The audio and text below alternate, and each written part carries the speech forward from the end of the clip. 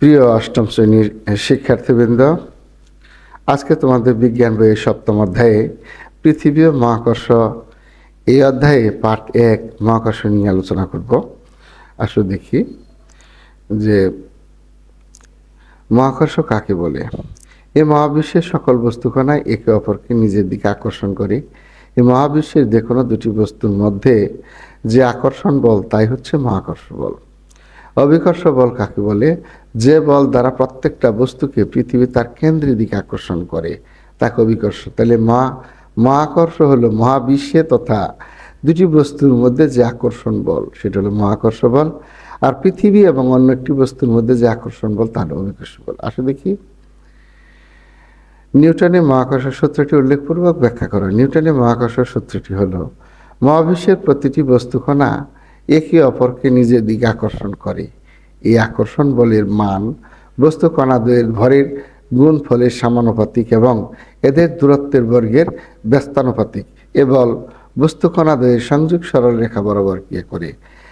এই যে দুটি বস্তু M1 এবং M2 এই দুটি বস্তু পরস্পরকে আকর্ষণ করে। এদের গুণফল যে বলটি আকর্ষণ করে এদের গুণফলের সমানুপাতিক এবং এরা যে দূরত্ব আছে সেই দূরত্ব অনুযায়ী তাদের যে বল সেই বলটা হলো ব্যস্তানুপাতিক। তার মানে M1 M2 গুণ করলে অর্থাৎ এদের ভর বেশি হলে বলও বাড়বে, কিন্তু দূরত্ব বেশি হলে এদের বল কমবে। ধরা যাক M1 এবং M2 ভরের দুটি বস্তুকণা পরস্পর থেকে ডি দূরত্ব অবস্থান করতেছে। M1 M2 এই বস্তুকণাটি ডি দূরত্ব অবস্থান করতেছে। এদের মধ্যকার আকর্ষণ বল F হলে, এই যে F আমরা F1 M2 ধরেছি, অর্থাৎ এটা একই হলে মহাকর্ষ সূত্র অনুসারে আমরা বলতে পারি F is proportional M1 M2 divided by D square. একে যদি আমরা বিশ্লেষণ করি F সমান G M1 M2 D square, তার মানে হলো এখানে জি একটি সমানুপাতিক ধ্রুবক। এই যে এখানে জি একটি সমানুপাতিক ধ্রুবক, একে সার্বজনীন মহাকর্ষীয় ধ্রুবক বলে। এর অর্থ হচ্ছে দুটি 1 কিলোগ্রাম ভরের একটি বস্তু 1 মিটার দূরত্বে স্থাপন করলে এরা পরস্পর যে বলে আকর্ষণ করে, অর্থাৎ এই যে ধরে নাও এটা 1 মিটার দূরত্বে অবস্থান করতেছে, এরা পরস্পর যে বলে আকর্ষণ করে সেই বলের মান কিন্তু এই জি এর সংখ্যাগত মানের সমান বলছে। আসো দেখি এখানে মহাকর্ষ সূত্র অনুসারে আমরা দেখতে পাই নির্দিষ্ট দূরত্ব অবস্থিত দুটি বস্তু কণাদের ভরের গুণফল দ্বিগুণ হলে, এই যে গুণফল ধরে নাও গুণফল দ্বিগুণ মানে গুণফল ছিল 2, এখন যদি দ্বিগুণ হয় তাহলে হবে 4 গুণ হবে, তার মানে দ্বিগুণ হলে বলও দ্বিগুণ হবে, অর্থাৎ বলও দ্বিগুণ হবে। এই গুণফল যদি দ্বিগুণ হয় তাহলে বলও দ্বিগুণ হবে। ভরের গুণফল 3 গুণ হলে বলও 3 গুণ হবে। আবার নির্দিষ্ট ভরের দুটি বস্তুকণার মধ্যবর্তী যে দূরত্ব আছে এটা যদি বাড়ানো হয়, দ্বিগুণ করা হয়, তাহলে কিন্তু এর বল এবার 1/4 মানে 4 ভাগের 1 ভাগ হয়ে যাবে। আর যদি 3 গুণ করা হয় তাহলে 9 ভাগের 1 ভাগ হবে, অর্থাৎ ব্যস্তানুপাতিক হারে বর্গাকারে কমতে ব্যস্তানুপাতিক হারে কমতে থাকবে। তো এই ছিল আমরা অভিকর্ষ বলের গাণিতিক ব্যাখ্যা। এখন আমরা দেখব এই সম্পর্কে কিছু বহু নির্বাচনী প্রশ্ন, সেগুলো দেখি। পৃথিবীতে বস্তু কণাগুলো পরস্পর কি করতে? পৃথিবীতে বস্তু কণাগুলো আমরা দেখতেছি এই পরস্পর আকর্ষণ করতেছে। পৃথিবীতে দুটি বস্তুর আকর্ষণকে কি বলা হয়? মহাকর্ষ বল। পৃথিবীতে দুটি বস্তুর মধ্যকার আকর্ষণ বল নির্ভর করে বস্তুর ভরের উপর, বস্তুদ্বয়ের মধ্যকার দূরত্বের উপর 1 আর 3।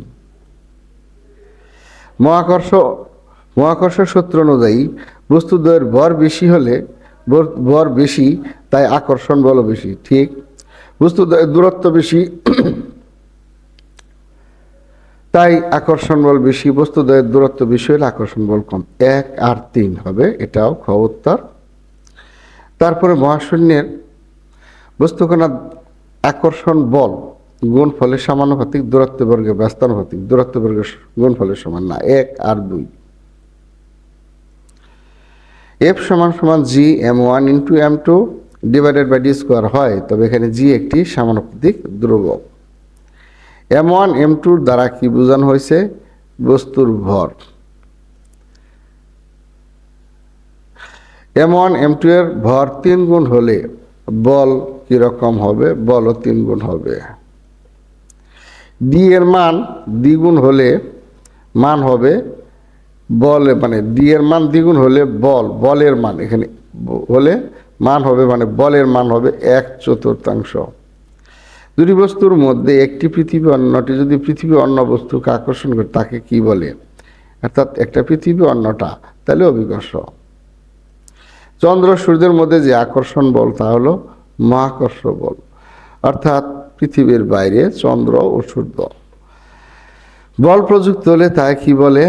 বল যদি প্রযুক্ত হয় তাহলে তার বেগ মুক্তভাবে পড়ন্ত কোনো বস্তুর বেগ বৃদ্ধি হলো তোমার অভিকর্ষ ত্বরণ। অভিকর্ষ ত্বরণকে কি দ্বারা প্রকাশ করা হয়? জি দ্বারা। জি এর একক কোনটি? Metre per second square. প্রিয় শিক্ষার্থীবৃন্দ, এই ছিল আজকের পড়া।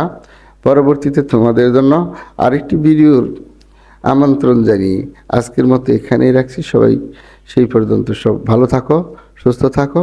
আল্লাহ হাফেজ।